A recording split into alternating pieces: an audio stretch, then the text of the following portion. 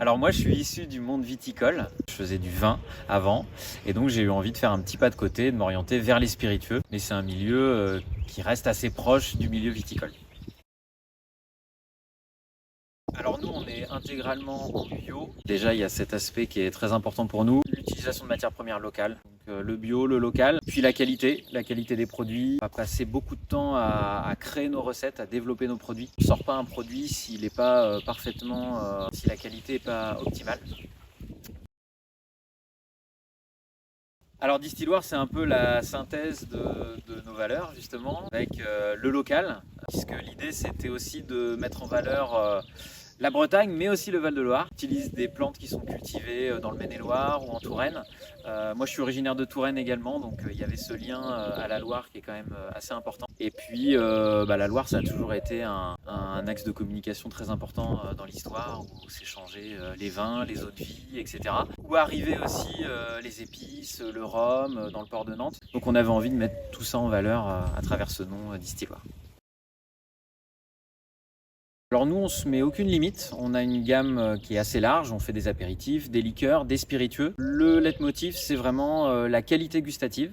Nous, on travaille beaucoup les textures, notamment la longueur en bouche, la persistance aromatique, la complexité aromatique. Donc, on va essayer de booster un petit peu tous ces points pour faire les meilleurs produits. Alors nous, on travaille beaucoup les plantes aromatiques et les épices. Les premiers critères, c'était d'utiliser des plantes qui poussaient localement, notamment la camomille romaine ou la racine d'angélique, qui sont des plantes très cultivées dans la région. Puis après, le choix des épices ou des agrumes, là c'est vraiment le côté gustatif qui va primer. Alors chaque produit a son nom et son histoire. Par exemple, le gin 1924, c'est parce qu'à l'origine de la distillerie, on distillait dans un alambic de 1924. Un alambic de fabrication nantaise, fait au bois, qui était encore sur un chariot métallique. Alors aujourd'hui, on n'utilise plus l'alambic de 1924, mais on a voulu garder ce côté très traditionnel avec la chauffe au bois et la distillation à l'ancienne. Et puis après, on a des produits comme le pastis qui s'appelle mescade. Alors mescade, c'est la traduction de pastis en breton. Ça veut dire mélange. Dans le pastis, il y a vraiment cette notion de mélange des plantes aromatiques notamment. Alors notre meilleure vente, ça reste le pastis. Ça fait partie des icônes de l'apéritif en France. Je pense que presque chaque foyer français a une bouteille de pastis dans son bar. C'est un produit qui suscite la curiosité aussi. On se dit ah tiens, on fait du pastis en Loire-Atlantique. Ça donne envie aux gens de goûter. Et un pastis artisanal, il y a il y a une vraie plus-value gustative, je dirais. C'est quand même très différent d'un pastis industriel. On a une aromatique beaucoup plus large. On va utiliser plus de plantes. On va mettre en valeur les plantes aromatiques, les épices, etc. Donc il y a un vrai intérêt des consommateurs pour le pastis. Alors nous, il y a deux journées types. Il y a les journées de distillation et les journées où on ne va pas distiller. Les journées de distillation, généralement, elles vont commencer à 7 heures du matin et elles vont se terminer vers 18 ou 19 heures. Donc là, on travaille en 2-8 en quelque sorte. On a quelqu'un qui va distiller le matin et une autre personne qui va distiller l'après-midi.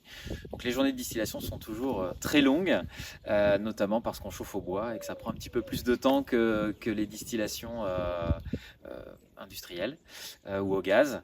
Et puis il y a les journées où on ne va pas distiller, donc là ça peut être de la mise en bouteille, de l'étiquetage, on a les livraisons à assurer, les expéditions à préparer, pas mal d'administratifs, puisqu'on est quand même dans un secteur où on a un certain nombre de règles contraignantes à respecter, donc on passe pas mal de temps à faire tout ça.